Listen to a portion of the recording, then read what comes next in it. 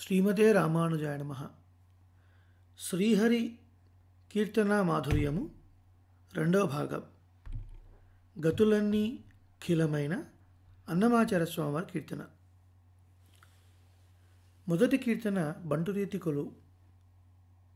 అట్టి కీర్తన మాధుర్యాన్ని ఆదరించి ప్రోత్సహించి మంగళాశాసనాలను కృప చేసినటువంటి భాగవతులందరికీ కూడా అనేక దాసోహాలు సమర్పించుకుంటూ రెండవ కీర్తన భగవద్ రామానుజుల వైభవాన్ని కీర్తించేటువంటి ఒక అద్భుతమైనటువంటి కీర్తన. ఇందులో ఎన్నో విషయాలు మనకు తెలుస్తాయి. ముందుగా పల్లవి. గతులన్నీ ఖిలమైన కలియుగమందును గతి ఈతడే చూపే ఘనగురు దైవము. గతులన్నీ ఖిలమైన కలియుగమందును గతి ఈతడే చూపే. భగవద్ రామానుజులు అవతరించినటువంటి కాలానికి స్థితిగతులు ఎలా ఉన్నాయి? సుమారు 1000 సంవత్సరాల క్రితం వేద బాహ్యమైనటువంటి మతాలు ఎన్నో విపరీతంగా వ్యాపించి ఉన్నాయి. జైనం, బౌద్ధం, ఇవన్నీ. భగవంతుడు లేడు. ఒకవేళ భగవంతుని ఒప్పుకొని వేదాన్ని ఒప్పుకున్నటువంటి వైదికులు కూడా కొందరు భగవంతుడు ఉన్నప్పటికీ ఆయనకు గుణములు లేవు, కేవలం చిన్మాత్రం బ్రహ్మ, నిర్విశేష చిన్మాత్రం బ్రహ్మ అని కొందరి వాదం. చిన్మాత్రం అంటే చిత్ ప్లస్ మాత్రం, చిన్మాత్రం. జ్ఞానం మాత్రమే ఉన్నటువంటి ఒక ముద్దలాంటి వాడే భగవంతుడు తప్ప గుణాలంటూ ఏమీ లేవు అని కొన్ని వాదనలు. ఇలా ఉన్నప్పుడు అసలు ఎటు పోవాలి? ఏ మార్గంలో వెళ్ళి భగవంతుని చేరుకోవాలి అన్నటువంటి స్థితిలో భగవద్ రామానుజులు అవతరించారు. గతులన్నీ ఖిలమైన, భగవంతుని చేరుకునే మార్గాలన్నీ కూడా చెడిపోగా, ధ్వంసమైపోగా, సందిగ్ధంలో ఉండగా అవతరించినటువంటి కలియుగంలో శేషాంశ సంభూతులుగా అవతరించినటువంటి భగవద్ రామానుజులు. ఇతరే కదా చాలా గొప్ప గురువు, దైవ సమానులు అని చెప్తున్నారు అన్నమాచార్య స్వామివారు. అంటే ఏంటి? భగవంతుని చేరుకోవడానికి అనేక మార్గాలు ఉన్నాయి. గీతలో కృష్ణ పరమాత్మ చెప్పినట్లుగా కర్మయోగం, జ్ఞానయోగం, భక్తి యోగం ఇవన్నీ ఉన్నాయి. యోగం అంటే ఇక్కడ ఉపాయము అని అర్థం. ఇవన్నీ చాలా కష్టంతో కూడుకున్నటువంటివి, చాలా శ్రమ. అందరూ ఆయా యోగాల్ని అంటే ఆయా ఉపాయాలని స్వీకరించి భగవంతుని పొందడం అంత సులభమైనటువంటి విషయం ఏం కాదు. అయినప్పటికీ ఆ కాలంలో ఇంకా వేద బాహ్యమైనటువంటి మతాల ప్రచారం ఇవన్నీ ఉండి చాలా ఒక కన్ఫ్యూజన్ స్టేట్ ఆఫ్ మైండ్. గతులన్నీ ఖిలమైన అటువంటి సమయంలో అవతరించినటువంటి మహానుభావులు వారు అవతరించి శరణాగతి, అన్కండిషనల్ సరెండర్, హే భగవంతుడా నీవే ఉపాయము, నీవే దిక్కు, నీట ముంచినా పాలముంచినా నీదే భారం అని మన పెద్దలు అంటూ ఉంటారు. ఆ విధంగా భగవానుడికి శరణాగతి చేసి ఆయన యొక్క కృప ద్వారా మనం మోక్షాన్ని పొందటం, భగవంతుడిని చేరటం అనే ఒక అద్భుతమైనటువంటి మార్గాన్ని, భగవంతుడికి మనకు ఉన్నటువంటి 9 విధాల సంబంధాల్ని నవరత్నాల్లాంటి 9 గ్రంథాల ద్వారా మనందరికీ అందించి చక్కటి మార్గాన్ని చూపించినటువంటి గురువు. గురువు అంటే ఎవరు? గుశబ్దస్తు అంధకారత్వాత్ రుశబ్ద తన్నిరోధక. గు అంటే అంధకారం అని అర్థం. అంధకారం అంటే చీకటి. చీకటిలో ఒక వస్తువు మరోలా కనిపిస్తుంది, సరి అయిన జ్ఞానం భాషించదు. ఆ చీకటిని పారద్రోలేవాడే గురువు, అంటే చక్కటి జ్ఞానాన్ని ఇచ్చేవాడే గురువు. మరి జ్ఞానం అంటే ఏంటి? అంటే భగవంతుడైనటువంటి శ్రీమన్నారాయణ గురించి తెలిపేవాడే గురువు. ఈ మాట దాసుడు అనటం లేదు. 5 సంవత్సరాల పిల్లవాడు ప్రహ్లాదుడు అన్నాడు ఈ మాట. కుంభినీ ధవుడు చెప్పాడు గురుడు గురుడు అని. కుంభిని అంటే భూమి, ధవహ భర్త, భూదేవి భర్త శ్రీమన్నారాయణుడు. అతన్ని గురించి చెప్పేవాడే గురువు. అతని గురించి తెలుసుకోవడమే సరియైన జ్ఞానం, యథార్థ జ్ఞానం అని ఆ భగవంతుడికి మనకున్నటువంటి సంబంధాలని చాలా తేట తెల్లపరిచి మనకు అనుగ్రహించారు. అందుకే చూడండి, శ్రీ వైష్ణవ సంప్రదాయంలో అందరూ పెద్దల్ని కలిసినప్పుడు అడియేన్ రామానుజదాసన్ అని అంటుంటారు. దానికి కారణం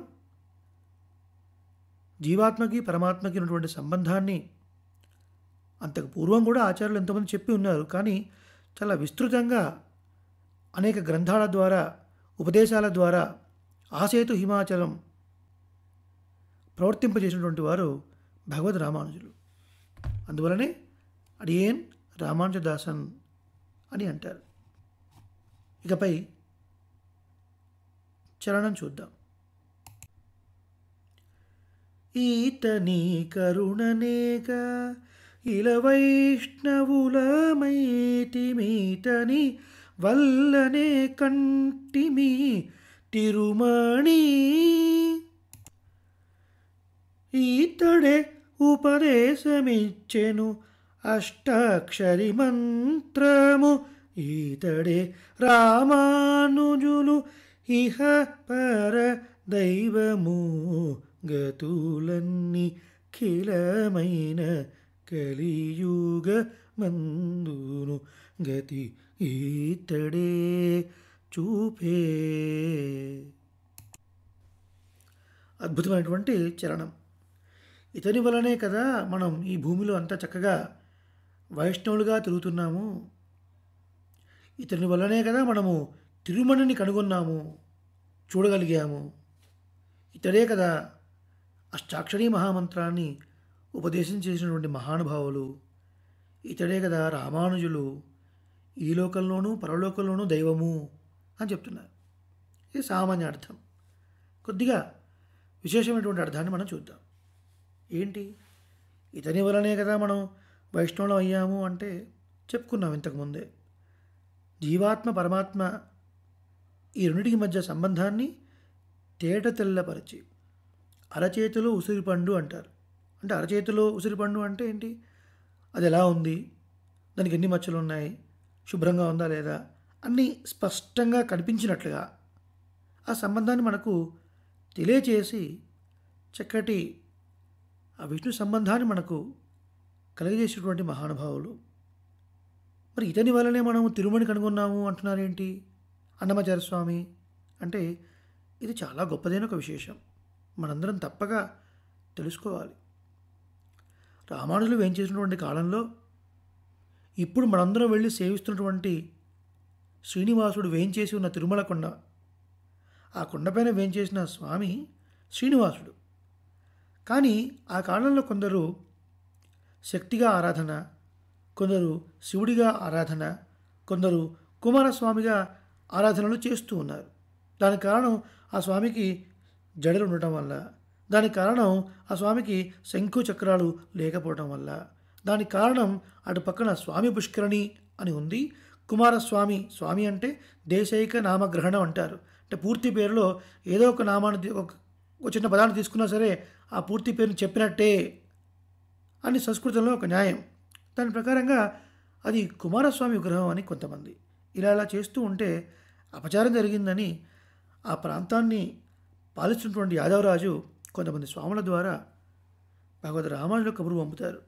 రామానుజ, మీరు వేంచేసి ఇక్కడ యథార్థాన్ని స్థాపించవలసినది అని. అప్పుడు రామానుజులు ఎంతో కలత చెంది వారు విచ్చేసి తిరుమలకి ఒక పెద్ద సభ ఏర్పాటు చేసి వేద ఇతిహాస పురాణాల ఆధారంగా, వేద ఇతిహాస పురాణాల ఆధారంగా ఈ కొండలపైన వేంచేసి ఉన్నది శ్రీనివాసుడే అని స్థాపిస్తారు.